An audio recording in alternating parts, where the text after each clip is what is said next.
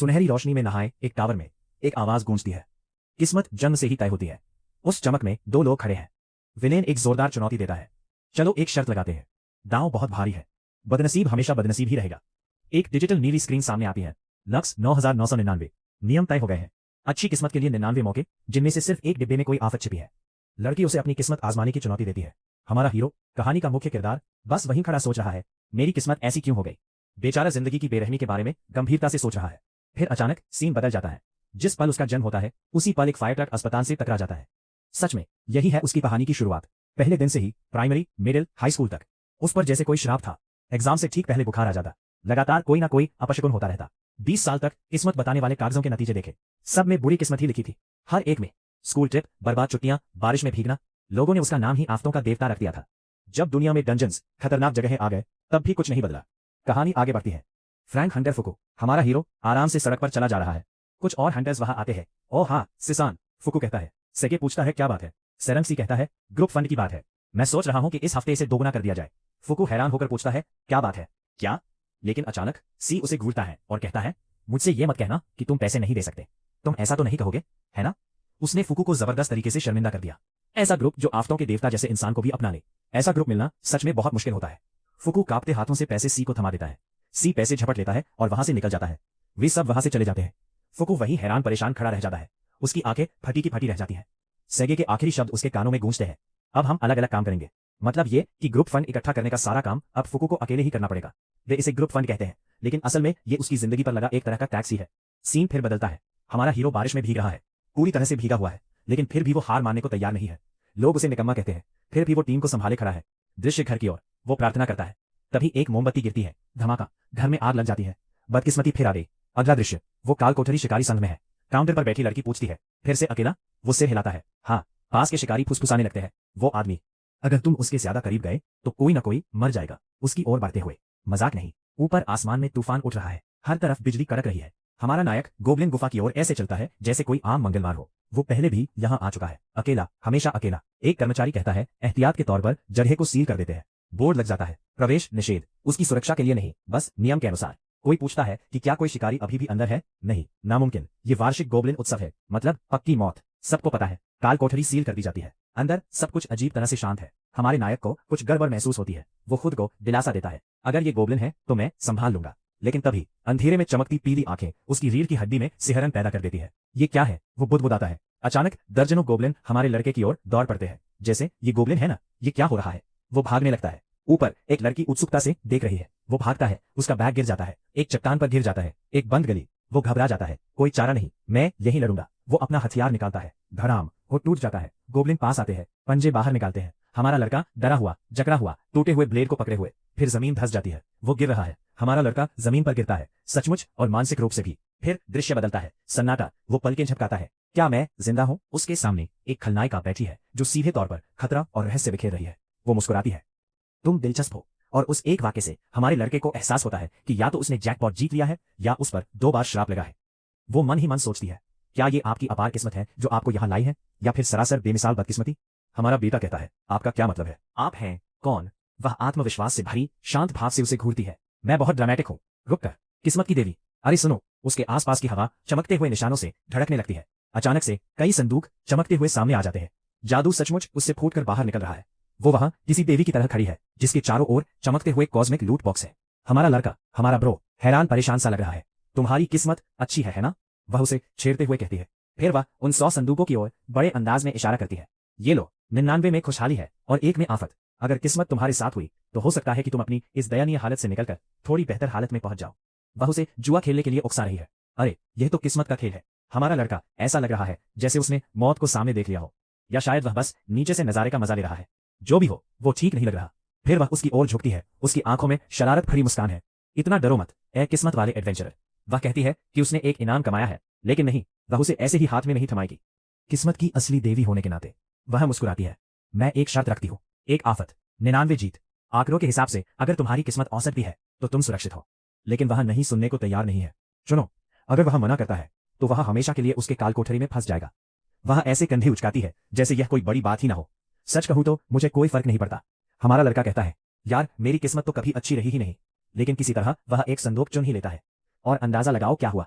जाहिर है वही वाला संदूक निकला। बैंगनी और काली लपटें उसके चारों ओर घूमती हुई फूट पड़ती हैं। वह लड़की बस मंत्रमुग्ध होकर देखती रहती है। ओह वाह, मुझे यकीन नहीं हो रहा कि तुम सच में 100 में से एक हो और तुमने उसे हासिल कर लिया। मुझे सच में कुछ बहुत दिलचस्प देखने को मिला। हमारा लड़का वहीं पड़ा रहता है, उस आभा में पूरी तरह डूबा हुआ। डिजिटल स्क्रीनें चमक उठती है। एक नोटिफिकेशन आता है, विनाशकारी कौशल, कैटास्ट्रॉफिक स्किल प्राप्त हुआ, महान व्युत्क्रमण, ग्रेट इन्वर्शन। ये सब कुछ उलट देती है। हर कौशल, हर पॉइंट, हर लाभ, सब कुछ उल्टा हो जाता है। अस्तित्व के इतिहास का सबसे बुरा डीबफ। मेरे साथ ये क्या हो रहा है? वह चिल्लाता है और वह चिड़चिड़ी देवी, वह बस मुस्कुराती है। अगर तुम्हें किसी से नफरत करनी है तो अपनी ही किस्मत को कोसो। फिर वह आगे कहती है, अगर तुम मेरी पूजा करोगे तो शायद मैं तुम्हें एक और मौका दे दूं। लेकिन इससे पहले कि वह कोई प्रतिक्रिया दे पाता, फिर से अफरा तफरी मच जाती है। कहीं से भी पानी और रोशनी की लहरें उठती है। पूरा इलाका पानी की तेज धार से भर जाता है। वह उस देवी के साथ ही पानी में बह जाता है। अब तो वह देवी भी संघर्ष कर रही है। पानी उन दोनों को निगल लेता है। हमारा लड़का हाथ पैर मार रहा है। क्या अभी अभी कोई गर्म पानी का झरना फूट पड़ा? उस अफरा तफरी के बीच उसके मन में एक विचार कौंधता है। आखिरकार मैं बस एक हारा हुआ इंसान हूं। फिर कुछ बदलता है। हवा में चमकते हुए पीले रंग के अंक दिखाई देते हैं जो तेजी से ऊपर की ओर बढ़ रहे हैं। हमारा लड़का बहकर एक भाप निकलते हुए कुंड के किनारे आ लगता है और हाफते हुए सांस लेता है। भीगा हुआ, चोटिल लेकिन जिंदा। मुझे यकीन नहीं हो रहा कि सच में एक गर्म पानी का झरना फूट पड़ा। फिर उसे कुछ याद आता है। रुको, उन गॉब्लिन्स के साथ कुछ तो गड़बड़ थी। वो मुड़कर देखता है और हाँ, वे वापस आ गए हैं। वे अब अलग है, ज्यादा आक्रामक, ज्यादा संगठित। और फिर वो प्रकट होती है, गॉब्लिनों की रानी, विशालकाय, खौफनाक, और उसे किसी इनाम की तरह घूर रही है। हमारा लड़का सारी कड़ियों को जोड़ता है। साल में एक बार गॉब्लिन अपनी रानी के लिए एक साथी की तलाश में निकलते हैं। और आज, हाँ, आज वही दिन है। चलिए हम सब 1 मिनट का मौन रखते हैं। मैं अपने सबसे बड़े दुश्मन के लिए भी ऐसी किस्मत की कामना नहीं करूंगा। गॉब्लिन तेजी से, ज्यादा शोर मचाते हुए और किसी भी गॉब्लिन की तुलना में कहीं ज्यादा आत्मविश्वास के साथ आगे बढ़ते हैं। हमारा लड़का वो बस वही करता है जो वो कर सकता है। वो भागता है, ठोकर खाता है और जमीन पर औंधे मुंह गिर पड़ता है। घबराकर वो पास पड़ा एक पत्थर उठाता है और उसे जोर से फेंक देता है। हाँ, गॉब्लिन पलक भी नहीं झपकाते। वे बस उस कंकर को घूरते रहते हैं। जैसे क्या बस इतना ही था, बेचारा तो गया काम से। लेकिन फिर किसी तरह किस्मत का एक अजीब खेल शुरू होता है। वो पत्थर उछलता है, दूसरे पत्थर से टकराता है। वो पत्थर एक और पत्थर को ढीला कर देता है जो एक बड़े पत्थर से टकराता है और वो उससे भी बड़े पत्थर से टकराता है। और फिर धड़ाम, एक बहुत बड़ा पत्थर गिरता है और एक गॉब्लिन को पूरी तरह से कुचल देता है। हमारे हीरो का जबड़ा खुला का खुला रह जाता है। सन्नाटा। फिर कड़क और पत्थर गिरने लगते हैं। पूरी गुफा थरथराने लगती है। हमारा हीरो ऊपर देखता है। ओह नहीं, ये तो बहुत बुरा हुआ। छत एक के बाद एक करके ढहने लगती है। लाल लाल रोशनी चमकती है। मलबा हवा में उड़ने लगता है। इस अफरा तफरी में एक एक करके सारे गोब्लिन मारे जाते हैं और हमारा हीरो अभी भी वही खड़ा है, जैसे कोई हिरण गाड़ी की हेडलाइट देखकर जम जाता है। क्या ये लड़का डरने या हैरान होने के अलावा कुछ और भी कर सकता है? धूल बैठ जाती है। पूरी की पूरी सेना खत्म हो चुकी है। हर तरफ बस पत्थर ही पत्थर है, सिवाय एक के, रानी के। बाकी सब जगह सन्नाटा पसरा है। वो अभी भी खड़ी है। हमारा हीरो सीधे उसकी आंखों में देखता है और बुदबुदाता है, ये तो बहुत बुरा हुआ। और हालात और भी बदतर हो जाते हैं। उसकी आंखों में न तो गुस्सा है, न ही बदले की भावना। उसकी आंखों में तो प्यार है, लेकिन वो अच्छा वाला प्यार नहीं है। हमारा हीरो वहीं जम जाता है। नहीं, बिल्कुल नहीं, ऐसा तो हो ही नहीं सकता। वो वहां से भाग खड़ा होता है, अपनी जान बचाने के लिए।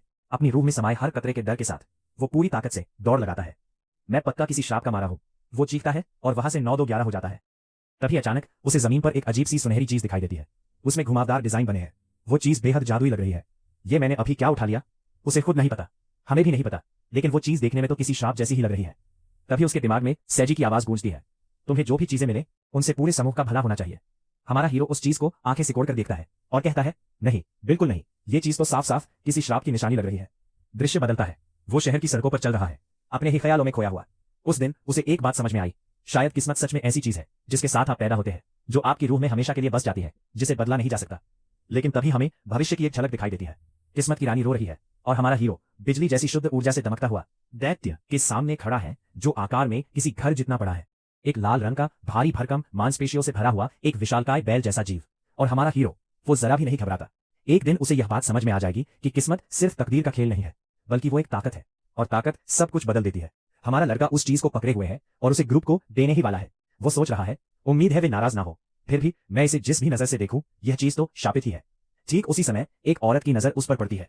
सीन घर के अंदर चला जाता है। वहां पहले से ही जोरदार बहस चल रही है। एक लड़की, जिसके पास, चलिए मान लेते हैं, 2 बहुत बड़े एसेट्स है, गुस्से में आगे बढ़ती है और जवाब मांगती है। वो जानना चाहती है कि पैसा कहाँ है, लेकिन हमारे लड़के को उस गॉब्लिन रानी से बस एक तथाकथित बेकार सी चीज ही मिली थी। ग्रुप खुश नहीं है। बकवास बंद करो, वे चिल्लाते हैं। सेज उस चीज को उलट पलट कर देख रहा है और बीच बचाव करने की कोशिश कर रहा है। अरे अरे, नाराज मत हो यार, वो बात को हल्का करने की कोशिश करता है। वो कहता है कि यह बेकार है, हाँ, लेकिन शायद फिर भी काम की हो, इसे जाया मत करो। फुटेरो परेशान दिख रहा है। क्या तुम्हें इस बारे में पक्का पता है? सब उसे घूरते हैं। ठीक है, जो भी हो, वे इस बात को जाने देते हैं। सेज अपने उसी घमंडी अंदाज में अपना हाथ आगे बढ़ाता है। ठीक है, इसे इधर दो। लेकिन तभी वो औरत बीच में बोल पड़ती है, वही औरत जो पहले दिखी थी। जरा रुको, वो कहती है, एनालाइज करने की बात कही थी, है ना? और यह भी कि इसकी कोई कीमत नहीं है। वो आगे बढ़ती है। माफ करना, मैंने पहले अपना परिचय नहीं दिया। मैं आइस एआई हूँ। माहौल का मिजाज बदल जाता है। उसमें एक असली बेटी वाली वाइब और उसके हिसाब का ही रुतबा है।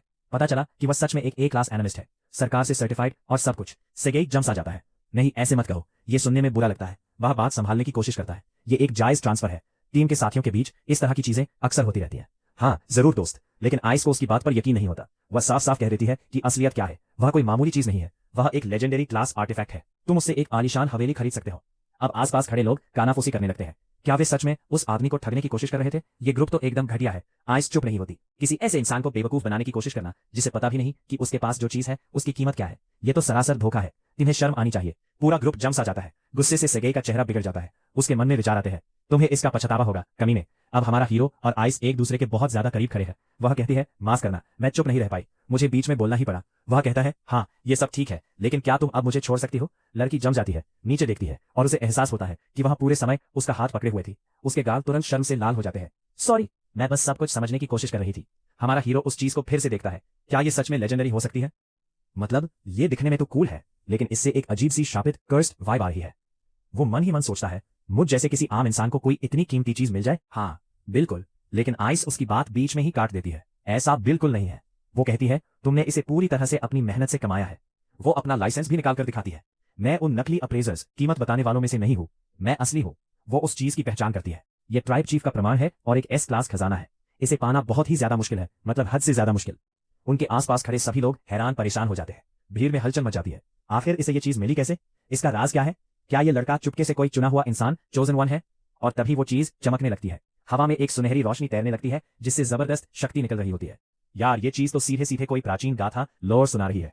सीन बदलता है, खेल का मैदान। सेगेई, हमारा पसंदीदा गुस्सैल शैतान, गुस्से से अपना आपा खो रहा है। वो औरत मुझे बहुत गुस्सा दिलाती है। वो चिल्लाता है, उसने सबके सामने मुझे शर्मिंदा कर दिया। वो एक छोटे बच्चे की तरह जोर जोर से पैर पटक रहा है। यहां तक कि उसके दो साथी भी उसे ऐसे देख रहे हैं जैसे वो किसी पागल खाने का मरीज हो। फिर वो बात कहता है। वो सच में सुझाव देता है कि आइस पर हमला किया जाए। वो दिखने में भी बुरी नहीं है। वो बुदबुदाता है। सब लोग जम जाते हैं। यहां तक कि उसका साथी भी उसे पूरी नफरत से देखता है। अगर मैं औरत होती तो तुरंत वहां से टेलीपोर्ट होकर दूर चली जाती। और फिर बात और बिगड़ जाती है। वो कहता है कि उन्हें हमारे लड़के से ये काम करवाना चाहिए, रिकॉर्ड करना चाहिए, उसे बेचना चाहिए और पैसे कमाने चाहिए। जैसे यार ये तो एकदम शैतानी हरकत है। और इससे पहले कि ये गंदी सोच और आगे बढ़ती, कुछ हलचल होती है। अजीबोगरीब गॉब्लिन अचानक वहां आ जाते हैं। ये सब क्या बकवास है? वे चिल्लाते हैं। एक के बाद एक गॉब्लिन लोगों को उठाना शुरू कर देते हैं। ये चीजें डंजन के बाहर कैसे आ गईं? फिर पूरे शहर में एक इमरजेंसी ब्रॉडकास्ट होता है। कई राक्षस देखे गए हैं, तुरंत वहां से निकल जाए। अफरा तफरी जंगल की आग की तरह फैल जाती है। सब लोग अचानक हुई इस घटना से हैरान रह जाते हैं। इससे भी बुरा यह है कि कुछ एडवेंचरर्स को पहले ही अगवा कर लिया गया है। अब घसीटा जा रहा सी घबरा जाता है। तुम हमें कहां ले जा रहे हो? गॉब्लिन बस कुछ अजीब सी बातें बुदबुदाते हैं। किसी को कुछ समझ नहीं आता। कोई फर्क नहीं पड़ता। हालात बहुत बुरे हैं। वे नीचे देखते हैं। देखो, उन्होंने एक आदमी को पकड़ लिया है। और अचानक वे मुस्कुराने लगते हैं। वो गॉब्लिन वाली अजीब सी शैतानी मुस्कान। आप जानते हैं कि अब कुछ बहुत ही बुरा होने वाला है। इस बीच हमारा लड़का एक बिल्कुल ही अलग जगह पर है। एक आलीशान हॉल, संगमरमर का फर्श, सोने की सजावट, शानदार कपड़े। वो कुछ खास लोगों के बीच खड़ा है जो एक दूसरे को चिंता भरी नजरों से देख रहे हैं। सब लोग बाहर हो रही तबाही को देख रहे हैं। तनाव बहुत ज्यादा है। सबकी नजरें उसी पर टिकी है। फिर दरवाजे जोर से खुलते हैं। कमरे में रोशनी भर जाती है। वो अंदर आती है। किस्मत की देवी। हमारा लड़का अपनी आंखें सिकोड़ता है। अगर मुझे ठीक से याद है तो उसका दिमाग अभी भी थोड़ा पीछे चल रहा है। लेकिन वो पहले ही चिल्ला रही है, मेरी स्केल मुझे वापस दो। वह पूरी तरह से गंभीर है। जाहिर है जब उसने वो कैलेमिटी चेस्ट खोला था तो उसने उसकी शक्ति छीन ली थी और अब वो उसे वापस चाहती है। अचानक हवा में डिजिटल स्क्रीनें उभर आती है। हर तरफ स्टैट्स ही स्टैट्स दिख रहे हैं और उनमें से एक पर खास तौर पर नजर जाती है, ग्रैंड रिवर्सल, बड़ा उलटफेर। लेकिन फिर उसकी नजरें ऊपर की ओर जाती है और वहां वो चीज दिखती है, उसका लक स्टैट, किस्मत का आंकड़ा। यार ये तो कोई नंबर ही नहीं है, ये तो बस बेहिसाब है, हद से बाहर। ऐसा लग रहा है जैसे कोई ओवरफ्लो एरर आ गया हो। हमारा लड़का बस वहीं खड़ा है, आंखें फाड़े हुए। उसे भी अब समझ नहीं आ रहा कि आखिर हो क्या रहा है। 30 साल पहले अचानक से एक डंजन तहखाना सामने आ गया। कोई सफाई नहीं, कोई चेतावनी नहीं, बस सीधे सीधे प्रकट हो गया, जैसे कोई पैच नोट्स वाला दिन हो। ये अपने साथ अफरा तफरी, राक्षस और ढेर सारी रहस्यमयी चीजें लेकर आया जिन्हें लोग देवताओं का आशीर्वाद कहने लगे। हर डंजन पर जाहिर तौर पर किसी अलौकिक शक्ति का राज होता था जिसे लोग भगवान कहते थे। अब उन्हीं देवताओं में से एक हमारे लड़के से सीधे सीधे मिन्नतें कर रही है कि वो उसकी स्किल, शक्ति उसे वापस दे दे। इसी बीच कुछ राहगीर आपस में फुसफुसाते हैं, क्या उसके सिर पर सींग नहीं है? क्या वो किसी का कॉस्प्ले कर रही है या क्या? जब सब लोग अभी भी ये सब समझने की कोशिश ही कर रहे थे तभी मैं आयर बीच में आ जाती हूँ। वो उस तथाकथित देवी की आंखों में सीधे सीधे देखती है और कहती है, ये कोई ऐसी जगह नहीं है जहां किसी बच्चे को अकेले होना चाहिए। उफ, देवी थोड़ी सहम जाती है। तुम किसे बच्चा कह रही हो? मैं तो एक देवी हूँ। अब जरा भीड़ की तरफ देखो, दर्जनों एनपीसी किरदार हैरान परेशान खड़े हैं। एक देवी देवता लोग यूं ही डंजन छोड़कर बाहर नहीं आते, लेकिन आयर को यहाँ किसी तर्क वितर्क से कोई लेना देना नहीं है। वो एक पोज बनाती है और ऐलान करती है, मैं आयर हूँ, किस्मत की देवी, अपने सिर झुकाओ। पीछे से कोई पूछता है, और देवी को आखिर चाहिए क्या? आयर एक नाटकीय सांस लेती है और हाई स्कूल के ड्रामा क्लब जैसी पूरी अदाकारी के साथ कहती है, इस आदमी ने मुझसे कुछ बहुत कीमती छीन लिया है। हाँ, हर कोई तुरंत यही सोचता है कि उसका मतलब वही है, समझे ना? बेचारा फुकुतारेरो। हमारा लड़का घबरा जाता है, उसका चेहरा इनकार में सिकुड़ जाता है। वो कहता है, क्या? मैंने कुछ नहीं लिया, बल्कि तुम लोगों ने ही जबरदस्ती मुझे ये थमा दिया। मन ही मन उसे पसीना छूटने लगते हैं। रुको, क्या उसका मतलब उस मनहूस स्किल से है?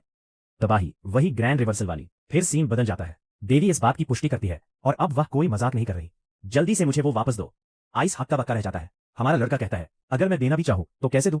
लेकिन आर को कोई परवाह नहीं, उसकी समझाने की बारी खत्म हो चुकी है। वह बस दो शब्द कहती है, दैवीय जुआ। जिस पल वह यह कहती है, हवा में ही चमक आ जाती है। हर कोई बस टकटकी लगाए देख रहा है, आंखें फटी की फटी, जबड़े लटके हुए। आप स्क्रीन के पार भी उस जबरदस्त माहौल को महसूस कर सकते हैं। तो ये दैवीय जुआ चीज क्या है? असल में यह उसे किसी भी चीज पर दाव लगाने की आजादी देता है। स्टैट्स, स्किल्स, पैसा, हुस्न, आप जो भी सोच सकते हैं, सब कुछ दाव पर लगाया जा सकता है। हद तो यह है कि वह किसी की जान पर भी दाव लगा सकती है। और अब उसे अपना ग्रैंड रिवर्सल वापस चाहिए। आवाज गूंज रही है, आंखें अंगारों की तरह दहक रही है। वह अपनी चीज वापस मांग रही है। और हमारा लड़का, हाँ, उसे भी इस खेल में शामिल होना पड़ता है। 2 घंटे बाद का सीन। देवी अब जमीन पर सूरज की रोशनी में पूरी तरह नग्न अवस्था में लेटी हुई है। हमारा लड़का और आइस उसके पास खड़े हैं और दोनों ही बेहद असहज महसूस कर रहे हैं। और सुनो, ये मत पूछना कि आखिर हुआ क्या, क्योंकि मुझे नहीं लगता कि उन्होंने सिर्फ जुआ ही खेला होगा। पता चलता है कि देवी लगातार 100 बार हार गई। वह हार मानकर सिकुड़ी हुई पड़ी है। और सच कहूं तो मुझे ये भी नहीं पता कि YouTube के कंटेंट फिल्टर से ये वाला हिस्सा बच भी पाएगा या नहीं। माहौल को थोड़ा हल्का करने की कोशिश में हमारा लड़का कहता है, आह पाह, कम से कम मुझे डंजन मैनेजमेंट के अधिकार तो आपको वापस लौटाने दीजिए। ये मेरे लिए बड़े सम्मान की बात होगी। लेकिन वो बस चीखती है, चुप रहो, एक और शर्त, बहन के पास अब कुछ नहीं बचा। लेकिन वो बस अपने घमंड के सहारे चल रही है। 100 हार कोई बात नहीं, बस पहले वो 100 आसानी से जीत लो। वो उस पर झपटती है। आइस ये सब देख रही है और सोच रही है, ये हो कैसे रहा है? क्या ये बस एक पासे का खेल नहीं है? और आखिर किस्मत की देवी हर बार क्यों हार रही है? देवी एक और हार झेलती है। आइस से अब और बर्दाश्त नहीं होता। वो हमारे लड़के की तरफ मुड़ती है। क्या मैं 1 सेकंड के लिए तुम्हारे स्टैट्स देख सकती हूँ? वो कंधी उचकाता है। हाँ जरूर, मुझे लगता है। वो हाथ बढ़ाती है। हवा थम जाती है। तो फिर ये क्या है? आइस का चेहरा पीला पड़ जाता है। वो हक्की बक्की रह जाती है। उसका लक स्टैट, किस्मत का स्तर बिल्कुल ही जबरदस्त है। ऐसा नंबर जिसे देखकर कोई सोचेगा कि ये कोई डेव कंसोल ग्लिच, गेम बनाने वालों की कोई तकनीकी गड़बड़ है। हमारा लड़का हकलाते हुए पूछता है, इसमें इतना अजीब क्या है? उसे थोड़ा बुरा लगता है। माफ करना कि मैं पैदा हुआ। आइस का जबड़ा खुला का खुला रह जाता है। ये तो बहुत ही ज्यादा है। मैंने ऐसा कुछ पहले कभी नहीं देखा। लेकिन हमारा लड़का बस वहीं अविश्वास में खड़ा रहता है, क्योंकि अपनी पूरी जिंदगी वो बदकिस्मत ही रहा है। फ्लैशबैक अतीत की झलक में चलते हैं। लोग फुसफुसा रहे हैं कि वो एक तबाही से कैसे बच गया, जबकि कोई और नहीं बचा। वो अकेले खंडहरों में खड़ा सोच रहा है, अच्छा हुआ कि ये मेरा घर नहीं था। एक बार तो उसने खुद को बदकिस्मती का देवता भी कर डाला था, ये मानते हुए कि वो दूसरों के लिए सिर्फ बुरी किस्मत ही लाता है। उसकी अपनी टीम वालों ने भी एक बार कहा था कि उसे पता है कि उसका इस्तेमाल किया जा रहा है, लेकिन वो उस इकलौती जगह को खोने से इतना डरता है जहां उसे अपनापन महसूस होता है। हमारे लड़के को बस वहीं बैठकर यह सब सुनना पड़ा था। फिर वो कमरे में ऐसे दाखिल होता है जैसे कुछ हो ही ना हुआ हो। हे वापस स्वागत है फुकुओकुन। वे तुरंत पूछते हैं कि आज उसकी किस्मत कैसी रही। उफ, वापस वर्तमान में आते हैं। हमारा लड़का सोचता है कि ये जरूर कोई गलती है। वो सोच विचार करता है, यार साल में औसतन 9 हादसे तो मेरे साथ होते ही है। अब तो नामुमकिन मुमकिन हो रहा है। ग्रैंड रिवर्सल, महान उलटफेर ने शायद उसकी पूरी हस्ती ही पलट दी है। बदकिस्मती एक पूरी तरह से जबरदस्त ताकत में बदल गई है। स्टैट्स इतने कम थे कि वे घूमकर फिर से दैवीय स्तर के बन गए। इतना सब होने के बाद भी हमारा लड़का अभी भी इस बात को समझ नहीं पा रहा है। तो हाँ, पता चला कि ग्रैंड रिवर्सल सिर्फ स्टैट्स ही नहीं बल्कि और भी बहुत कुछ पलट देता है। ये सचमुच दुर्भाग्य को दैवीय कृपा में बदल देता है। जो कुछ भी गलत होना चाहिए था वो एक अप्रत्याशित जीत में बदल जाता है। क्या लड़के अभी भी इस बात को समझ पा रहे हैं? इस बीच देवी लगातार 100 हार से अभी भी नाराज, बस इतना कहती है, क्या मुझे कम से कम मेरे कपड़े वापस मिल सकते हैं? वो रूठते हुए कपड़े पहनती है, फिर स्पष्ट बात कहती है कि हमारा लड़का इतने लंबे समय तक जीवित रहा, ये एक सांख्यिकीय चमत्कार है। आमतौर पर जब आपका भाग्य इतना कम होता है तो आप मर जाते हैं, लेकिन वो बार बार असफल होता रहा, फिर भी जीवित रहा। किसी तरह यही उसकी शक्ति बन गई। दृश्य वास्तविक दुनिया में वापस आता है। सी उस जगह में ऐसे घुसता है जैसे उसने अभी अभी किसी भालू से लड़ाई की हो और हार गया हो। फुकुतारू शांति से खड़ा उस बचकाने आदमी को कमरे में गुस्से में घुसते हुए देखता है। सी चिल्लाता है, बेवकूफ बनने का नाटक मत करो। वो गुस्से में है। उसे लगता है कि हमारे लड़के ने उसके खिलाफ कबीले के मुखिया के प्रतीक का इस्तेमाल किया है, जो सच में कुछ हद तक सही भी है। तुम इससे बेहतर क्या कर सकते थे? सी गुस्से में कहता है, शांत रहो और मेरी शक्ति का स्रोत बनो। धिक्कार है तुम पर। फिर वो अपनी क्षमता को सक्रिय करता है। चाकू फेंकना। वो जानलेवा वार करता है। हमारा हीरो कूदता है, सावधान, एक सच्चे नायक की तरह अपनी दोनों पत्नियों की रक्षा करने की कोशिश करता है, लेकिन चाकू उसकी पीठ पर टंगे गॉब्लिन प्रतीक से टकराकर उछल जाता है। फिर पिंग पैंग क्रैक, वो ऊपर की ओर उछलता है और ऊपर लगे विशाल झूमर को चीर देता है। पूरी चीज नीचे आ गिरी। कांच चकनाचूर हो गया, धूल उड़ने लगी और जोरदार टक्कर के साथ ठीक सैगी के ऊपर जा गिरी। बस पलक झपकते ही उसका काम तमाम हो गया। हमारा लड़का बस वहीं पूरी तरह से दहशत में खड़ा रह गया। इस बीच देवी एकदम शांत चेहरे के साथ आती है और कहती है, ध्यान से देखो इंसान, ये किस्मत की ताकत है। दो तरह की किस्मत आपस में टकराती है। देवी समझाती है, बुरी किस्मत मुसीबत को अपनी तरफ खींचती है, जबकि अच्छी किस्मत उसे किसी दैवीय उनो रिवर्स कार्ड की तरह दूर धकेल देती है। इसलिए जब सी ने गुस्से में आकर चाकू फेंका था तो उसका अंजाम शुरू से ही तय था। नफरत जबरदस्त किस्मत के आगे नहीं टिक सकती। वो चाकू बूमरैंग की तरह घूमकर सीधे फेंकने वाले के पास ही वापस चला गया। सीन बदलता है। हमारा हीरो, हाँ, वो इनमें से किसी भी बात पर ध्यान नहीं दे रहा है। वो बेचारा अभी पंखों के एक गोले के अंदर फंसा हुआ है। क्यों, कोई अंदाजा नहीं। आइस ये समझने की कोशिश कर रही है कि आखिर ये हुआ कैसे। वे सब नीले रंग के पक्षी थे, है ना। देवी बस इस बात को हल्के में टाल देती है। खैर, अब तुम पूरी तरह से एक किस्मत का दानव बन चुके हो। ऐसा लगता है कि अगर वो ही जमीन खोदेगा तो उसे तेल या सोना मिलेगा। उसकी किस्मत अब गॉड मोड में चली गई है। फिर देवी थोड़ी नरम पड़ती है। वो कहती है, खैर ये चाहे जैसे भी हुआ हो, अब ये हुनर तुम्हारा है। तुम्हें इसका बहुत अच्छे से ख्याल रखना होगा। हमारा हीरो हैरान रह जाता है। वो कहता है, मुझे अभी भी इस पर पूरी तरह से यकीन नहीं हो रहा है, लेकिन आपका शुक्रिया। सच में, ईमानदारी से कहूं तो इतनी मुसीबतों का सामना करने के बाद वो इस चीज का हकदार है। देवी थोड़ी शर्मा जाती है। वो कहती है, अच्छा अच्छा अच्छा, इसे किस्मत के देवता का आशीर्वाद समझो और इसे संभाल कर रखो, ठीक है। अचानक आइस के फोन पर एक कॉल आता है। वो बुदबुदाती है, हूँ आयर समा, वो तो सचमुच मेरे ठीक सामने खड़ी है। लेकिन जब हमारा हीरो और देवी अभी भी जश्न मनाने में व्यस्त थे, तभी आइस ने पीछे से देवी को पकड़ लिया और कहा, हाँ हाँ बधाई हो, लेकिन हमारे सामने एक बड़ी समस्या खड़ी हो गई है। वो देवी की जुए की आदतों से जुड़ा एक मैसेज उनके सामने रखती है। देवी के खिलाफ कई शिकायतें दर्ज की गई हैं। देवी अपनी पलकें झपकाती है। वो कहती है, मुझे नहीं पता कि तुम किस बारे में बात कर रही हो। आइस को उनकी बात पर जरा भी यकीन नहीं होता। वो कहती है, नादानी का नाटक मत करो। पता चलता है कि आयर लोगों को एक शापित हुनर कर्स स्केल देकर अपने छोटे से आस्था समूह फेथ कल्ट में शामिल कर रही थी। अगर तुम मेरे समूह में शामिल नहीं हुए तो मैं तुम्हें तुम्हारा आशीर्वाद वापस नहीं दूंगी। यह तो सीधे सीधे धर्म के नाम पर की जाने वाली जबरदस्ती एक्सटॉर्शन थी। आइस का गुस्सा फूट पड़ता है। वो कहती है, शापित जादू का इस्तेमाल करके इस तरह से लोगों को अपना अनुयायी बनाने की हिम्मत आखिर तुम्हें मिली कहां से। आयर सफाई देने की कोशिश करती है। वो कहती है, अरे मैंने उन पर कोई जोर जबरदस्ती नहीं की, मैंने तो बस उन्हें अपना कहना था। उन्हें एक चॉइस दी गई, शामिल हो जाओ या भुगतो। लड़की, यह कोई चॉइस नहीं है, यह तो एक धमकी है। फिर हमें पता चलता है कि भगवान होना असल में एक पॉपुलैरिटी कॉन्टेस्ट जैसा है। किसी भगवान की रैंक इस बात पर निर्भर करती है कि उसके कितने फॉलोअर्स हैं, और आर वो अभी 72 में से 71वीं रैंक पर है। आइस पूछती है, तो अगर तुम्हारी दिव्यता छिन जाए तो क्या होगा। देवी बस नीचे देखती है और फुसफुसाती है, मैं ये जोर से नहीं कह सकती। अरे रे, अचानक माहौल बदल जाता है। आइस और हमारा लड़का बुरा महसूस करते हैं। उन्हें एहसास होता है कि वो थोड़ी दयनीय हालत में है। तो एक नरम दिल वाले हीरो की तरह वे फैसला करते हैं, चलो हम उसे दिव्य रैंकिंग में ऊपर चढ़ने में मदद करते हैं। तो वे एसामा को दिव्य रैंकिंग में ऊपर उठाने में मदद करने के लिए राजी हो जाते हैं। प्लान यह है, उसकी प्रतिष्ठा को अपनी पूरी ताकत से बढ़ाना। अगला पड़ाव, ग्रेट आयरन लैबिरिंथ। यह कोई मामूली गॉब्लिन गुफा नहीं है। हम एक ए रैंक वाले डंजन की बात कर रहे हैं। 3 सालों से कोई इसे जीत नहीं पाया है। पूरी दुनिया इससे डरती है। यहां से जिंदा लौटने की दर सिर्फ 30% है। एंट्री के लिए कम से कम सी रैंक होना जरूरी है। हाँ, वो तो बस एफ रैंक का है। सचमुच डंजन में बलि का बकरा बनने लायक, लेकिन ए उसे दिलासा देती है। उसके पास बी रैंक का लाइसेंस है, इसलिए सब ठीक रहेगा। फिर भी जैसे ही वे करीब पहुंचते हैं, फुकुतेरो को वे सारे पल याद आते हैं जब उसका शोषण हुआ था। उसे इस्तेमाल किया गया और बदकिस्मत होने की वजह से उसे नीचा दिखाया गया। तभी फुकुतेरो सान, तुम वहां बेवकूफों की तरह खड़े क्या कर रहे हो, चलो भी। लड़कियों की आवाजें उसके इस भावुक पल को तोड़ देती है। वो अपनी सोच से बाहर आता है। जी मैडम। आज्ञाकारी लड़के वाला मोड चालू हो जाता है। इस बीच कुछ संदिग्ध लोग अंधेरे में छिपकर उन्हें देख रहे हैं। कोई साजिश पक रही है। वे लैबिरिंथ के अंदर कदम रखते हैं। आइस टिप्पणी करती है, डंजन तो कई तरह के होते हैं, लेकिन ये बात कि किसी ने भी इसे अब तक पार नहीं किया है। हाँ, उसे यह बात कुछ ठीक नहीं लग रही है। दभी ए बोल पड़ती है, तुम्हें क्या लगता है कि डंजन आखिर होता क्या है। वह समझाती है, डंजन असल में देवताओं की तरफ से ली जाने वाली परीक्षाएं हैं। आस्था की कसौटी, उन नास्तिकों और धर्म विरोधियों के लिए जो मौत के जाल में लिपटे हुए आशीर्वाद की तरह होते हैं। अब आइस उन्हें चेतावनी देती है, हम एक अनजान इलाके में आ गए हैं, यहाँ जाल ट्रैप्स तो पक्का होंगे। फिर वो फुकुटेरो की तरफ इशारा करती, वह आइस को पकड़ते हैं, उसकी गर्दन पर चाकू रखते हैं और मांग करते हैं, तुम्हारे पास जो कुछ भी है हमें दे दो। दबाव बढ़ता है। फुकुटेरो अपनी मुट्ठियां कसता है और अचानक उसके हाथ से एक चमकीली नीली बिजली जैसी ऊर्जा निकलती है। उसकी आंखें फटी रह जाती है। क्या ये किस्मत की ताकत हो सकती है। वह चमक उसकी आंखों में झलकती है। ये बिल्कुल किसी फिल्म के सीन जैसा लगता है। वह इस ताकत का इस्तेमाल करके एस को बचाने के बारे में सोचता है, लेकिन फिर अचानक रुक जाता है, क्योंकि क्या होगा अगर उसका निशाना चूक गया। क्या होगा अगर आइस ही इसकी चपेट में आ गई। वह बस एक पल के लिए हिचकिचाता है और ठीक उसी समय जमीन धंस जाती है। जमीन फट जाती है। पूरा इलाका ढह जाता है। वह सब नीचे गिरने लगते हैं। फुकुटेरो हवा में ही आइस को पकड़ लेता है, उसे कसकर थामे रहता है, जबकि वह राक्षसी देवी उसके पैरों से चिपकी रहती है। गुरुत्वाकर्षण किसी पर रहम नहीं करता। फुकुटेरो, तुम नीचे गिर रहे हो। देवी चीखती है। फिर उसका हाथ फिसल जाता है और वे सब मिलकर एक गहरी खाई में जा गिरते हैं। अंधेरे का एक गहरा गड्ढा, न कोई रोशनी न ही कोई अंत नजर आता है। अगली ही पल वो पूरा ग्रुप नीचे गिरने के बाद होश में आता है। शरीर पर यहाँ वहां कुछ खरोंचे जरूर है, लेकिन किसी तरह वे सब बच गए हैं। खैर, सिवाय हमारे उस लड़के के जो किसी की भारी भरकम जांघों के बीच बेहोश पड़ा है। उसकी किस्मत सचमुच जोरों पर है, या शायद नहीं, क्योंकि उसके चेहरे पर किसी की जोरदार मुट्ठी का निशान भी साफ नजर आ रहा है। देवी पूरी तरह से शांत और बेफिक्र है। ठीक है, चलो हालात का जायजा लेते हैं। क्या किसी को मेडिकल मदद की जरूरत है? वे चारों ओर देखते हैं। वे एक बहुत गहरे तहखाने में पहुंच गए हैं। दीवारें बहुत पुरानी और किसी शराब से घिरी हुई लगती है, और हालात को और भी बदतर बनाने वाली बात यह है कि अब ऊपर वापस चढ़ने का कोई रास्ता ही नहीं बचा है। उनके साथ नीचे गिरे बाकी लोग अभी भी बेहोश पड़े हैं। हमारा लड़का अपने हाथ में पकड़ी हुई उस अजीब सी चाबी को देखता है। वो मन ही मन सोचता है, क्या सच में अपनी जान जोखिम में डालना इस चाबी के लिए सही था?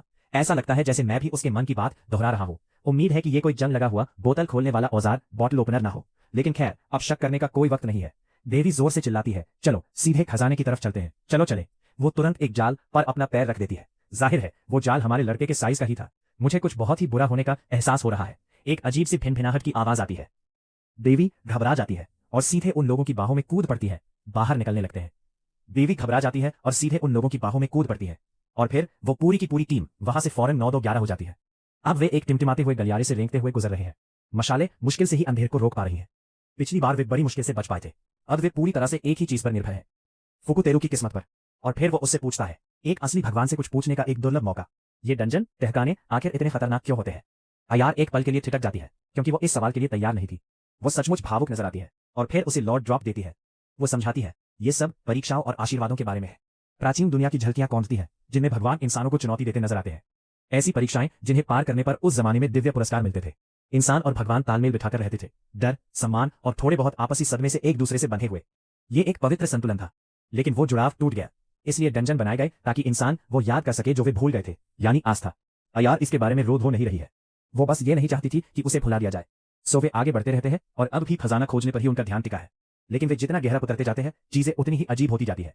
ऊपर से एक पत्थर नीचे गिरता है। आइस, आइस हमारे हीरो के पीछे ऐसे कूदता है जैसे कह रहा हो, नहीं ऐसा नहीं हो सकता। फिर वो इसे ऐसे टालने की कोशिश करता है जैसे यह बस मलबा हो। यहाँ भूत प्रेत नहीं हो सकते। अयार सामा खुद को शांत रखने की कोशिश करती है। हाँ, यह एक पवित्र डंजन है, यहाँ भूत प्रेत नहीं हो सकते। एक सेकंड बाद एक आवाज गूंजती है, अरे मुझे बचाओ। यह आवाज गलियारे की गहराई से आती है। अयार फौरन फुकुतेरू को दबोच लेती है और लगभग उसका गला ही घोंट देती है। आइस ही अकेला ऐसा है जो इस स्थिति में भी खुद को संभाले हुए है। रुको तुम दोनों, ये तो किसी इंसान की आवाज है। वे उस आवाज का पीछा करते हैं और उन्हें छत से लटकती हुई एक विशाल कोठरी दिखाई देती है। उसके अंदर लोग, असली एडवेंचरर, साहसी यात्री बंद है। हमारा ग्रुप हैरान है कि एक डंजन के अंदर भला जेल की कोठरी क्यों है। कोठरी के अंदर से एक फटेहाल सा आदमी बताता है, इस डंजन के भगवान ने हमें यहां कैद कर रखा है। पता चलता है कि उनका एक साथी चाबी खोजने के लिए वहां से भाग निकला था। तब हमारे हीरो को सारी कड़ियां आपस में जुड़ती हुई नजर आती है। जो लोग पहले उनका पीछा कर रहे थे वे बुरे लोग नहीं थे, वे तो अपनी टीम को बचाने की कोशिश कर रहे थे। जैसे ही वे कोठरी का ताला खोलने वाले होते हैं, एक नई आवाज बीच में टोक देती है, ऐसा करना तो एक बड़ी समस्या खड़ी कर देगा। एक आकृति सामने आती है, शाही अंदाज वाली, खौफनाक और घमंडी, एक महान भगवान, आयरन लेबिरिंथ, लौह भूल भुलैया का प्रशासक, रास्ते की देवी, रैंक 45। आर उसे पहचान लेता है और तुरंत उसे आवाज देता है, तुम इंसानों को कैद क्यों कर रही हो? ये कोई परीक्षा नहीं है, ये सरासर गलत है। वाया बस हंस देती है, परीक्षाएं तो एक मजाक है, एक झंझट। हमें परीक्षाओं की जरूरत नहीं, बस आस्था की जरूरत है। वो अपना हाथ ऊपर उठाती है, जंजीरें बाहर निकलती हैं और दर्जनों और कैदी दिखाई देते हैं जिन्हें उसने इकट्ठा किया है। वाया अपनी शानदार छोटी सी योजना समझाती है, मैं सबको नहीं पकड़ती, कुछ को भागने देती हूँ। वे वापस जाते हैं और अफवाहें फैलाते हैं और ज्यादा शिकार को फंसाते हैं। बेरहम, असरदार, क्रूर। फिर वो मुस्कुराती है, तुम चाहो तो मेरी नकल कर सकते हो। आर तुरंत जवाब देता है, ये तो एक डंजन तहखाना होना चाहिए, आस्था को पोषित किया जाना चाहिए, उसका शोषण नहीं। ठीक है, शायद अब वो सिर्फ एक परेशान करने वाली देवी ही नहीं रही, लेकिन वाया तस से मस नहीं होती। तुम ना समझ हो आर, मैं उनका इस्तेमाल करती हूँ, मैं उन इंसानों का इस्तेमाल करती हूँ और उन्हें शुक्रगुजार होना चाहिए। वो तो संभावना के देवता का नाम भी लेती है, ये कहते हुए कि बहुत ज्यादा नरम होने की वजह से उनकी रैंक गिर गई थी। फिर वो आर की तरफ मुड़ती है, तुम अपने पुराने ख्यालों के साथ सही तरह की आस्था भी पैदा नहीं कर सकते। हमारा हीरो ये सब सुनता है और ये बात उसके दिल पर लग जाती है। उसे याद है कि उसका कैसे इस्तेमाल किया गया था, कैसे उसके पुराने ग्रुप ने उसके साथ एक औजार जैसा बर्ताव किया था, न कि एक टीममेट जैसा। वो आगे बढ़ता है, मुझे फेथ के बारे में ज्यादा कुछ नहीं पता और शायद एयर सामा भी एकदम परफेक्ट न हो, लेकिन मेरी देवी के साथ पंगा लेने की हिम्मत मत करना। ग्रो खड़ा हो गया, हमारा लड़का सीना तान कर खड़ा है, उसकी आंखों में आग है। वाया ने लोगों का इस्तेमाल करने के बारे में जो कुछ भी कहा था, वो बात उसके दिल को छू गई। उसे वो दर्द, वो धोखा याद आता है, जिस तरह वो अपनी पुरानी पार्टी के लिए बस एक औजार बनकर रह गया था, और अब वो एयर सामा के साथ ऐसा नहीं होने देगा। वो आगे बढ़ता है और कहता है, मुझे फेथ के बारे में ज्यादा कुछ नहीं पता और शायद एयर सामा भी उतनी काबिल ना हो, लेकिन मेरी देवी के साथ पंगा लेने की हिम्मत मत करना। विया मुस्कुराती है, तुम्हें लगता है कि तुम उसकी रक्षा कर सकते हो? फिर वो अपना हाथ उठाती है, डंजन में रोशनी टिमटिमाती है, दीवारें हिलने लगती है, असलियत ऐसे बिगड़ने लगती है जैसे कोई भगवान लेवल का कोडर उसे फिर से लिख रहा हो। डिजिटल डेटा की धाराएं हवा में चमकती है, उसे स्कैन करती है, उसे नापती है, हर चीज का हिसाब लगाती है।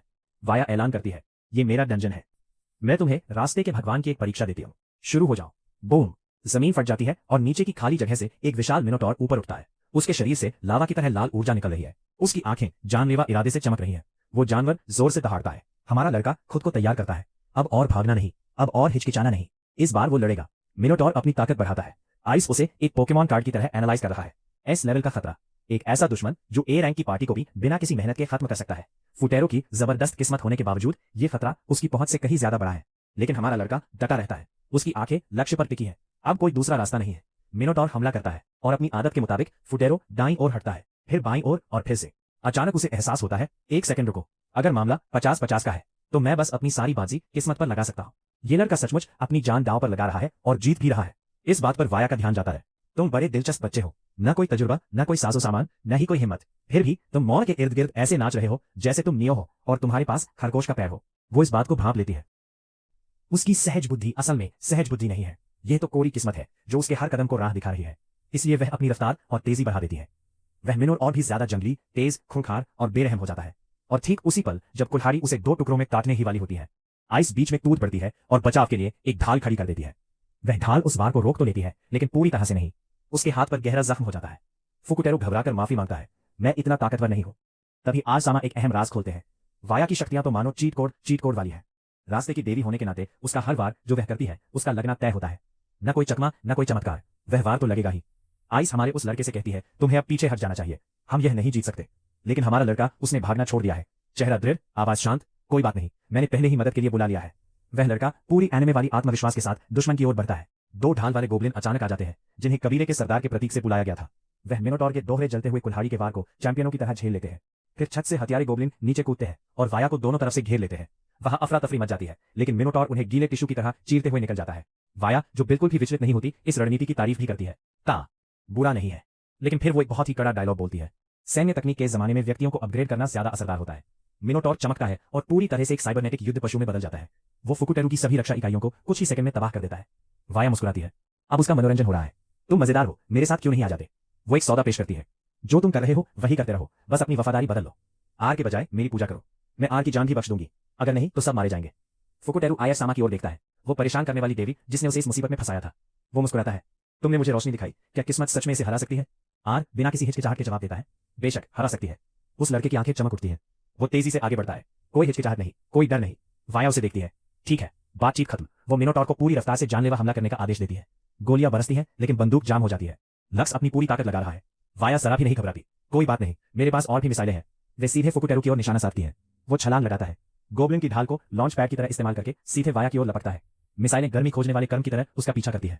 वाया चीखती है, क्या तुम पागल हो? क्या तुम खुद को खत्म करने की कोशिश कर रहे हो? वो मुस्कुराता है, खैर, मुझे लगता है कि किस्मत पर सब कुछ दांव पर लगाने का मतलब यही होता है। फिर एक जबरदस्त धमाका पूरे कमरे को अपनी चपेट में ले लेता है। धमाके से वो तहखाना नए साल की आतिशबाजी की तरह जगमगा उठता है। लेकिन हम फ्लैशबैक में जाते हैं।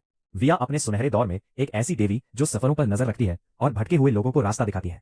सुनने में तो ये बहुत नेक काम लगता है, लेकिन उसके लिए ये बस एक शानदार जीपीएस लड़की होने जैसा था। एक जमाना था जब उसकी भूमिका सचमुच मायने रखती थी। वह लोगों को सचमुच उनका रास्ता खोजने में मदद करती थी। लेकिन अब टेक्नोलॉजी ने उसकी जगह ले ली है। अब कोई भी रास्ता पूछने के लिए देवताओं के पास नहीं जाता, वे गूगल मैप से पूछते हैं। भुला दिए जाने का वह डर, इसने उसे तोड़कर रख दिया। हम वापस वर्तमान में लौटते हैं। विया जमीन पर हारी हुई पड़ी है और उसके राक्षस जलकर खाक हो चुके हैं। और हमारा हीरो, उसने सचमुच ये कर दिखाया। फुकुटेरू लड़खड़ाते हुए उसके पास पहुंचता है और एयर उसे चिंता से गले लगा लेती है। तुमने तो कमाल ही कर दिया। वह कहती है, भाई माफ करना, मुझे और कुछ समझ ही नहीं आया। फिर वे एडवेंचरर्स जो इतने समय से फंसे हुए थे, वे अंदर आते हैं और वे किसी को धन्यवाद देने नहीं आए हैं, वे बदला लेने आए हैं। विया नीचे गिरी है, बेबस है और वे उसे खत्म करने के लिए तैयार है। एक आदमी चिल्लाता है, हमें 3 हफ्तों तक बंद रखा गया था, अगर मैंने उसे नहीं मारा तो मुझे कभी शांति नहीं मिलेगी। लेकिन हमारा लड़का उसे रोक लेता है, तलवार चलाते हुए ही उसकी बाह पकड़ लेता है। वह आदमी हैरान और गुस्से में है, तुम मुझे जाने क्यों नहीं दे रहे फुकुटेरो? अब तो सब सुरक्षित है ना? गुस्सा धीरे धीरे शांत होने लगता है। वो आदमी कांपते हुए अपनी तलवार नीचे गिरा देता है। इसी बीच वाया रोने लगती है, आंसू जमीन पर गिरते हैं। किसी को समझ नहीं आता कि क्या कहे। यहां तक कि आर और आइस भी हैरान होकर चुपचाप देखते रहते हैं। हम फिर से वाया के एक और फ्लैशबैक में जाते हैं। इस बार एक धूप से भरे जंगल में वो एक बच्चे के साथ है। तुम्हें जंगल में अकेले नहीं जाना चाहिए, वो धीरे से कहती है। बच्चा सिर हिलाता है, मार्गदर्शन के लिए धन्यवाद। और एक पल के लिए वो दिखाई देती है। अब हम वापस आ गए हैं। एक शानदार हॉल में जान आ जाती है। सजावट, धूप, संगीत, जश्न का समय। महान आयरन लैबिरिंथ को जीतने के लिए बधाई और रैंक ऊपर करने के लिए भी। फुकुटेरो भावुक हो जाता है, आह बहुत बहुत धन्यवाद। आर बहुत उत्साहित है, तुम इतने खोए खोए क्यों हो? हाँ, आज के हीरो तो तुम हो, खुश हो जाओ। वो धीरे से मुस्कुराता है, माफ करना, बस ये पहली बार है जब मेरे परिवार के बाहर किसी ने मुझे बधाई दी है। आइस एक बहुत बड़ा केक लेकर अंदर आती है, लेकिन लड़ाई की वजह से उसके शरीर पर अभी भी पट्टियां बंधी हुई हैं। वो ठोकर खा जाती है। केक हवा में उछल जाता है। हमारा हीरो एक ही झटके में उसे और केक दोनों को लपक लेता है। जबरदस्त अंदाज। हालांकि केक आखिर में आर की गोद में ही जा गिरता है। वो बस वही खड़ी अकेले ही उस केक को गले लगा रहती है। फिर बारी आती है इनाम की। फुकुटेरो अपने इनाम को देखता है। वो मार्गदर्शक तलवार आर्याग्नि, सचमुच एक महान तलवार। आर कहती है, इनाम तो बढ़िया है जरूर, लेकिन मुझे बस इस बात की खुशी है कि हम वाया के चेले नहीं बन गए। सही बात है। अचानक एक बूढ़ा आदमी पूरी एनर्जी के साथ वहां आ जाता है। मैं डायरेक्टर टोमागा हूँ, गिल्ड का मुखिया। सब तुरंत झुककर उन्हें प्रणाम करते हैं। बहुत बढ़िया काम किया डायरेक्टर टोमागा। वो बहुत अच्छे मूड में लग रहे हैं। एडवेंचर में एनर्जी ही सब कुछ है, तुम कमाल के हो। फुकुटेरो हैरान रह गया। रुको, तुम यहाँ हो ही क्यों? बूढ़ा आदमी हंसता है। वह फुसेरो को एक चमकता हुआ नया गिल्ड कार्ड देता है। एक पल के लिए हमारा लड़का हैरान रह जाता है। फिर बूढ़े आदमी के चश्मे पर कामासाकी शब्द चमकता है। लड़का पूछता है, रुको, वो क्या था? तामागा बात टाल देता है, आह कुछ नहीं, वैसे भी ये अभी भी रैंक ई का कार्ड है। फिर वह जोड़ता है, वैसे तुम सच में कम से कम सी रैंक के हकदार हो, ऐसे ही लगे रहो। फुटेरो सिर हिलाता है। दूसरे एडवेंचरर से तारीफें मिलती है। अविश्वसनीय किस्मत, क्या ये किस्मत के देवता का काम है? आइस कहती है, आज समा, ये तुम्हारा पल है, जाओ नए फॉलोअर्स बनाओ। और भीड़ नारी लगाने लगती है। किस्मत की देवी की जय हो, फुटेरो की जय हो। हवा में उम्मीद है। माहौल एकदम शानदार है। तभी एक कवच पहना हुआ अजनबी आदमी पास आता है। हे मिस्टर फुसेरो, तुम्हारी जैसी किस्मत के साथ मैं तुमसे एक मदद मांगना चाहता हूँ। हमारा लड़का कहता है, किसी की मदद करना? वो आदमी कहता है, चिंता मत करो, इसका इनाम मिलेगा, और अगर तुम्हारा नाम मशहूर हुआ तो तुम्हारी देवी का रुतबा भी बढ़ेगा। हमारा लड़का कंधे उचका देता है, ठीक है चलो चलते हैं। वे चले जाते हैं। आइस दूर से उन्हें देखती रहती है, हैरान परेशान। फिर सीन बदलता है। परछाइयों में कोई जानवर छिपा बैठा है। वो सब कुछ देख रहा है। वो फुटेरो के ग्रुप को जानता है। वो कहता है, हमारा एक आदमी पहले ही वहां गड़बड़ करने जा चुका है। और फिर रुक जाता है, शायद मुझे खुद ही वहां जाना पड़ेगा। पार्टी में वापस एर की जबरदस्त तारीफें हो रही है। वो इसका पूरा मजा ले रही है। हर कोई मेरी इतनी तारीफ कर रहा है। वो मन ही मन सोचती है, उतनी ही शुक्रगुजार, उतनी ही हैरान। फिर उसका ध्यान उसकी तरफ जाता है। फुको की वजह से है, तुम्हारी वजह से। और फिर वो कहती है, ये कोई बड़ी बात नहीं है, लेकिन अगर तुम होते तो मैं तुम्हें अपना नौकर बना लेती। तुम्हें पता है, अफसोस कि वो आदमी तो पहले ही वहां से निकल चुका है।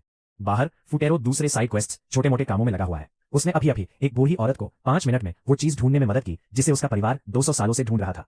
उसके साथ जो कवच वाला आदमी है वो इनाम ऐसे ले रहा है जैसे ये कोई आम बात हो। वो कहता है कि ऐसी चीजें स्वीकार करना तो बस अच्छी तहजीब है। सच में इस बीच हमारे लड़के का फिर से फायदा उठाया जा रहा है। वो इतना अच्छा है कि उसे ये एहसास भी नहीं हो रहा। वे उसे इनाम का एक हिस्सा देते हैं, लेकिन वो उसे लेने से मना कर देता है। मैं इतना ज्यादा नहीं ले सकता। वह बड़ा आदमी हंसकर बात टाल देता है। सर, क्या मैंने आपसे नहीं कहा था कि हम आपको इनाम देंगे? फिर वह उससे कहता है, जब आप कोई अच्छा काम करते हैं और लोग आपका शुक्रिया अदा करते हैं तो ऐसा ही होता है। उनके गिल्ड का नाम है बिलीवर्स ऑफ मरकार, यानी पैसे के देवता के भक्त। हाँ, बात तो सही है। फुकुटेरो अभी भी हिचकिचाता है, लेकिन वे उससे कहते हैं कि वे कल फिर से उसके साथ काम करने का बेसब्री से इंतजार कर रहे हैं। इस बीच आयान और एर सामा झाड़ियों में ऐसे छिपे हुए हैं जैसे कोई नाराज एक्स लवर हो। आर चिढ़कर कहता है, जैसे मुझे उस लड़के की कोई परवाह हो। लेकिन हाँ, उन्हें परवाह है। हमारा लड़का जहां भी जाता है वहां चमत्कार कर जाता है। कॉन्ट्रैक्ट पक्के हो जाते हैं, शेयर की कीमतें आसमान छूने लगती हैं, और उसकी चर्चा हर जगह फैल जाती है। ये सब फुकुचान की वजह से होता है। वे कहते हैं कि वे इतना ज्यादा पैसा कमा रहे हैं कि उन्हें समझ ही नहीं आ रहा कि उसे खर्च कैसे करें। कवच वाले भाई उसे अपना लकी चार्म, किस्मत का सितारा मान रहे हैं। सामा परछाइयों से ये सब देख रही है और उसका दिमाग चकरा रहा है। ये लड़का तो मेरा नौकर है। फिर अगला काम सामने आता है। एक छोटी बच्ची रोते हुए आती है और बताती है कि उसका पालतू जानवर पिछले 3 दिनों से लापता है। वह बड़ा आदमी उसकी बात सुनता है और हमदर्दी जताता है। अरे नहीं बेचारा। फिर वह उससे पूछता है, तो तुम इसके लिए कितने पैसे दे सकती हो बच्ची? वह बच्ची एकदम से चुप हो जाती है। मेरे पास तो कोई पैसे नहीं है। इस पर हमारा लड़का कहता है, हमें किसी पैसे की जरूरत नहीं है। अगर कोई मुसीबत में हो तो हम मदद करते हैं, लेकिन उसकी टीम नहीं। साहब की किस्मत एक कीमती चीज है जिसे हम मुफ्त में नहीं देते। वे सचमुच उस लड़की को जमीन पर पटक देते हैं। वे कहते हैं, नखरे मत दिखाओ, ये एक काम है, कोई मुफ्त का पैसा नहीं, घर जाओ। फुकुटेरो जानता है कि ये सही नहीं है, लेकिन शायद वो उस धमाके की वजह से अभी भी सदमे में है, या फिर उसमें हिम्मत ही नहीं है। आइस अब और नहीं देख सकती। वो बाहर आती है और उस आदमी को जोरदार थप्पड़ मारती है। वो आदमी जमीन पर गिर पड़ता है और फुकुटेरो गिलहरी की तरह डर कर सिहर उठता है। आइस का गुस्सा फूट पड़ता है। पैसा कमाना ठीक है, लेकिन दयालुता की कीमत लगाना, तुम्हें शर्म आनी चाहिए। कवच पहने वो आदमी गुस्से से आग बबूला हो जाता है। तुम्हारी हिम्मत कैसे हुई पैसे के देवता के भक्तों का विरोध करने की? फुकुटेरो को आखिरकार थोड़ी अकल आती है। वो पैसे वापस कर देता है और उनसे कह देता है कि वो अब इस काम में शामिल नहीं है। मैं अपना दिल भी नहीं बेचना चाहता। फिर वो आइस की तरफ मुड़ता है। तुम्हें परेशान करने के लिए माफी चाहता हूँ। आइस शर्मा जाती है, लेकिन जल्द ही हमेशा की तरह वो फिर से सख्त बन जाती है। मैं परेशान नहीं थी, बस भले ही तुम्हें किस्मत का साथ मिल जाए, लेकिन तुम बदलते नहीं हो। वो लड़का शर्म से लाल हो जाता है। इस समय तो वो बस तारीफों और दुआओं के सहारे ही चल रहा है। सोने के कवच वाले वे गुंडे, वे बहुत गुस्से में है। तुमने हमारी बेइज्जती की है। और तभी मरकार सामा प्रकट होते हैं, खुद पैसे के देवता। वो एक विशाल बिल्ली के रूप में है जो सोने से लदी हुई है और बेहद चमकदार दिख रही है। गुंडे चिल्लाते हैं, मरकार सामा, इन्हें सबक सिखाइए। लेकिन कहानी में एक नया मोड़ आता है। मरकार अपने ही आदमियों को सबक सिखाते हैं। वो चीखते चिल्लाते और माफी मांगते हुए वहां से भाग खड़े होते हैं।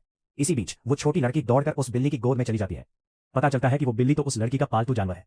अरे यार, किसी ने भी इसकी उम्मीद नहीं की थी। हमारा ग्रुप भी उतना ही हैरान है जितने कि हम। मरकार की नजर झाड़ियों में से बाहर निकले आर के सींगों पर पड़ती है। वो कहते हैं, मैं तुम दोनों असली मर्दों को अपना नौकर बना सकता हूं, लेकिन मैं ऐसा नहीं करूंगा। जलनखोर औरतें बहुत डरावनी होती है। वो उनसे कहता है कि वे जल्द ही फिर मिलेंगे। हमारा लड़का और आइस बस हैरान होकर देखते रहते हैं। फिर मेरकर एक और बड़ा धमाका करता है। क्या तुम्हें पता नहीं था? टोमागा की तरफ से सीधे एक इमरजेंसी बुलावा आया है। हम एक कम रोशनी वाले कमरे में पहुंचते हैं। बूढ़ा टोमागा एडवेंचरर्स की एक मिलीजुली टीम के सामने खड़ा है, जिसमें हमारे लड़के की टीम और पैसे के देवता का पंथ भी शामिल है। वो तालियां बजाता है। बहुत बढ़िया काम किया सबने, तो मैंने तुम्हें यूं ही नहीं बुलाया था। वो एक स्क्रीन पर टैप करता है। कंक्रीट के जंगल वाले डंजन का एक होलोग्राम दिखाई देता है। 34 किलोमीटर का इलाका लगातार बढ़ता जा रहा है। अगर हमने इसे नहीं रोका तो ये 3 महीने में पूरे जापान को निगल जाएगा। सब लोग हैरान होकर कहते हैं, अरे यार ये क्या है? फिर दो बहुत बड़ी हस्तियां सचमुच वहां आ जाती हैं। प्रजनन की देवी वहां आती है, जो देवताओं में 12वें नंबर पर है। पता चलता है कि इसी देवी की वजह से ये पूरा डंजन बना है। वो रोज एक पेड़ को पानी देती थी, ये सोचकर कि एक छोटा सा आरामदायक शुरुआती लेवल का डंजन बन जाएगा। लेकिन ये तो कुछ माइनक्राफ्ट के क्रिएटिव मोड जैसा हो गया और बेकाबू होकर बहुत ज्यादा फैल गया। आग गुस्से से भड़क उठती है। ये सब तुम्हारी गलती है।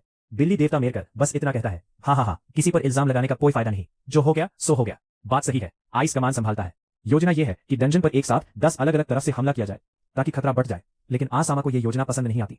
पर फुकुतेरो के साथ लगाई गई शर्त हारने की वजह से उसे समझौते के मुताबिक फुकुतेरो के साथ ही रहना पड़ता है। वो बड़बड़ाती तो है, पर फुकुतेरो का साथ नहीं छोड़ती।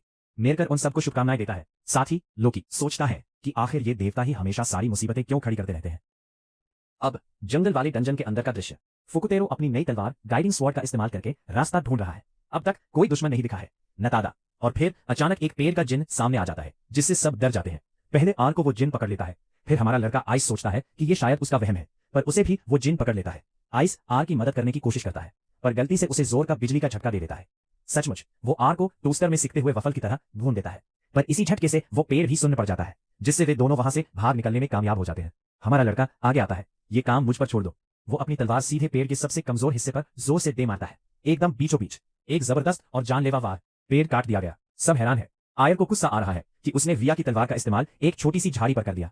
आइस को जमीन पर गिरा हुआ एक आइटम मिलता है, एक चमकती हुई चीज जिसे पावर नट कहते हैं। इसे खाने से ताकत स्ट्रेंथ 1 पॉइंट बढ़ जाती है। दिक्कत यह है कि हमारा हीरो इसे खा नहीं सकता। उसकी ग्रैंड रिवर्सल स्किल इसे खाने पर ताकत बढ़ाने के बजाय उसे कमजोरी डीबफ में बदल देगी। इसलिए आइस को ही वो नट खाना पड़ेगा। हाँ, शब्द बिल्कुल यही है। वो हिचकिचाती है, लेकिन फुटेरो कहता है, कोई बात नहीं, तुम मेरा नट खा सकती हो। दोनों गंभीरता से सिर हिलाते हैं। एक इमोशनल नट मोमेंट। अब सीन बदलता है और हम डंजन के और अंदर मौजूद एक दूसरे ग्रुप को देखते हैं। एक लड़की अपनी टीम लीडर को बताती है कि एक दूसरी टीम पर मॉन्स्टर हमला कर रहे हैं। लीडर, जो आराम से अपना फोन चला रही है, कहती है, बढ़िया, ये हमारी समस्या नहीं है। उसका लॉजिक ये है कि अगर वो ग्रुप मर जाता है तो बड़े इनाम के लिए उनकी टक्कर कम लोगों से होगी। एक लड़की इसका विरोध करने की कोशिश करती है। लीडर उस पर भड़क जाती है, अगर तुम्हें इतनी ही फिक्र है तो खुद जाकर उन्हें बचा लो। उफ, अब वापस आइस के पास आते हैं। वो नट खा रही है। वो अब तक हुई सारी बातों के बारे में सोचती है। फुकुटेरो ने हमेशा उसकी मदद की है, बदले में उसने फुकुटेरो के लिए कुछ भी नहीं किया है। फुकुटेरो के मुकाबले उसे खुद को बिल्कुल बेकार महसूस होता है। वे जंगल में और अंदर की तरफ बढ़ते जाते हैं, इस बात से अनजान कि वही गोल्ड ब्रदर्स उन पर नजर रखे हुए हैं, जिनसे वे पहले मिले थे। इस बीच आइस के शरीर के अंदर कुछ अजीब हो रहा है। और नहीं, ये सिर्फ शब्दों का कोई गलत इस्तेमाल नहीं।